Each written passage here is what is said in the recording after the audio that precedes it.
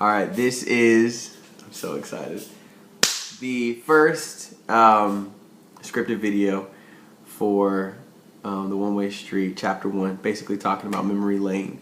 The first part talks about, just how when we walk down memory lane, we always think about where we've come from, up from the beginning part to our now, and how we think about when we were kids, and some of us is a traumatic childhood experiences, and some of us was very fulfilling.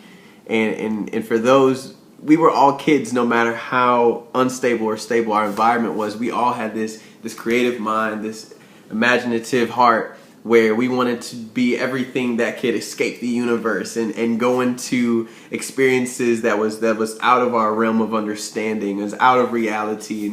And imagination had no boundary, it had no period at the end of it.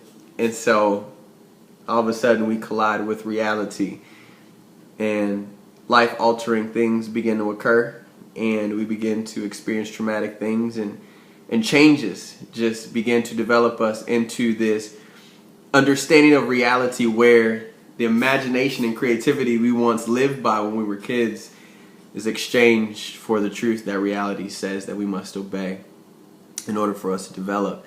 And so basically, this first chapter of Memory Lane is that before we can even dive into the scenic route of our own past, of our own genesis, we must first go to where everything started, the first story that was ever told, the first story that was ever lived and experienced, and it was God's. And we never look at it from us having the vantage point of looking down into God's experience, of his first entitlement of ownership, the first experience of creation, the things he did, the thoughts he had, the memories that we can now look back and that he's kept record just for us to explore the beginning of everything outside of him. And could you just imagine putting yourself in God's shoes just for a second, where you would sit and basically imagine this spirit of God having this mentality like, I'm going to create something outside of myself because I'm so good, I'm so perfect, I'm so powerful, I'm so unlimited in myself that I want to share it with something that can enjoy who I am. And so God, knowing that he is the ultimate love, that he is the ultimate everything, having this heartfelt moment where he had a kid-like experience where he said, what if I could do this? What if I created that? What if I imagined this? What if I made this real in my world? And then all of a sudden the world came. Out of his mind, out of his heart, out of his creativity, out of his moment of saying, what else could I make out of me? The things that I've never thought to do until now. And then all of a sudden, a story unfolded at the beginning of time where land was created and waters had boundaries where they never did before, and light came and God said it was good, and darkness, and then he started creating the ground and plantations and food and all these animals, and then he created us. That out of all of those spectacular ideas, those amazing, profound moments God had, his greatest idea was us. That was the beginning of his story. That God was so involved with love that he couldn't just keep it to himself. He created us to share it with, to protect it, to own it, to give us the ability to have authority over the very thing that he was. And this story started when he looked down at the ground, and he looks down at this dust and dirt. He says, what if I created something that looked like me?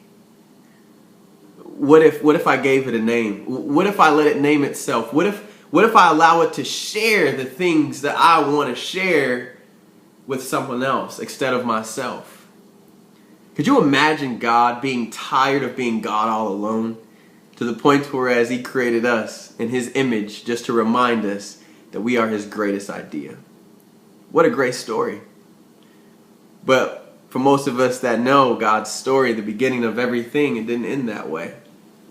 So I wonder when God thinks back on those memories, on those tragic events where he had everything mapped out. There was this perfect idea.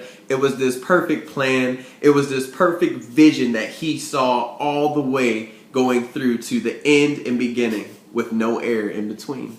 He's a perfect God and he doesn't make any mistakes. But why was there a mistake in the midst of everything that he made? And so the reason why I tell God's story from us having the vantage point of looking into that experience of what he started, I think about that was his Genesis moment, the beginning of his story. Even though he was the beginning of all things, there was never an end. God was never born out of anything. He always existed, but yet his story started when he started taking down his pen and writing down the names of Adam and Eve, where we were all born from. We were all originated and derived. And to think that you created this perfect system, this perfect world. You're the perfect father. You're the perfect provider. You're the perfect God. And yet out of all these things, somehow, it got lost along the way. Even God suffers loss, even though he's always gaining. Even though everything is still in his power and in his hands, things just happen to get repossessed from his presence.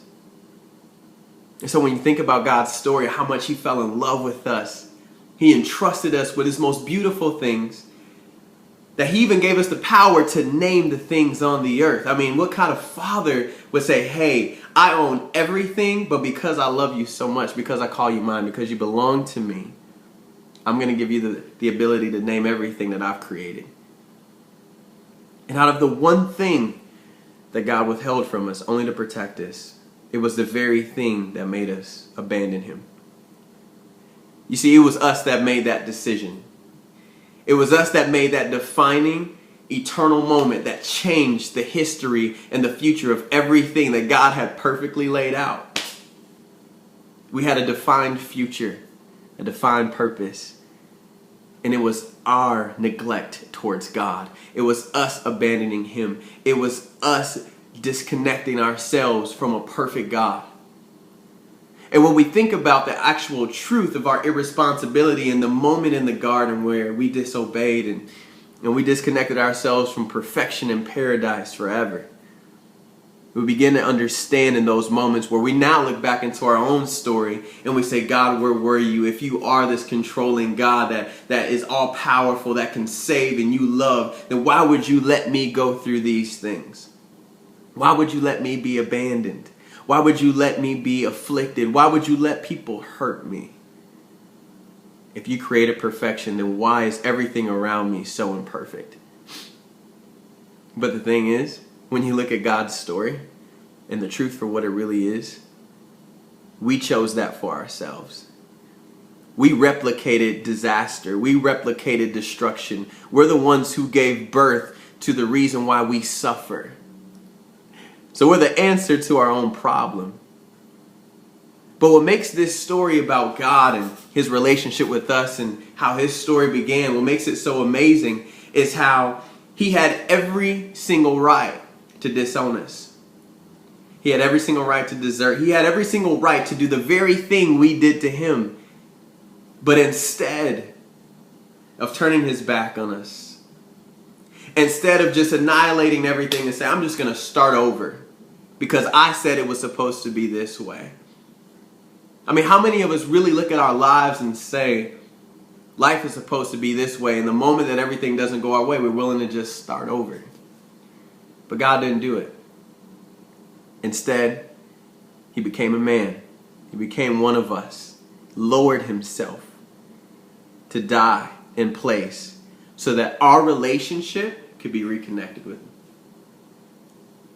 And that's the whole definition and understanding of this life, of everything that we plan, of everything that we expect our story and our future to be mapped out. And at the end of the day, without God, our story is always lacking the true vision for what it's really written for.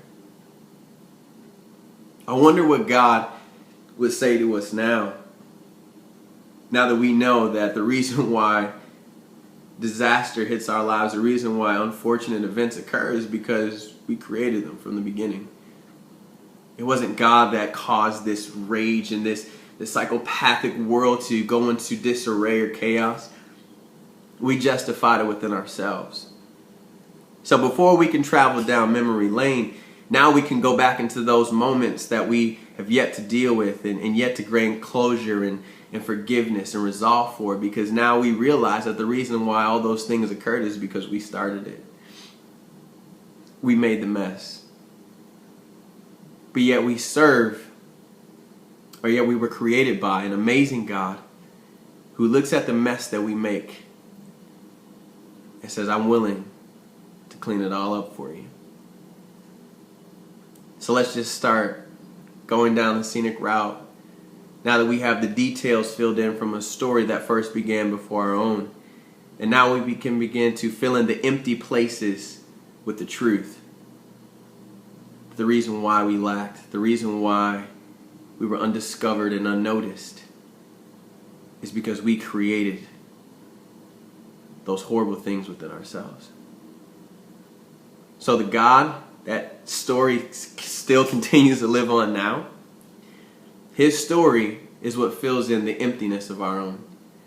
So where we don't have, He provides. Where we can't find, He discovers. God always gains, even though there are things that He loses. But He always knows where it's located. So the moment that we begin to gain back the possession of God's story within ours, that is when we can truly start beginning to understand where we are.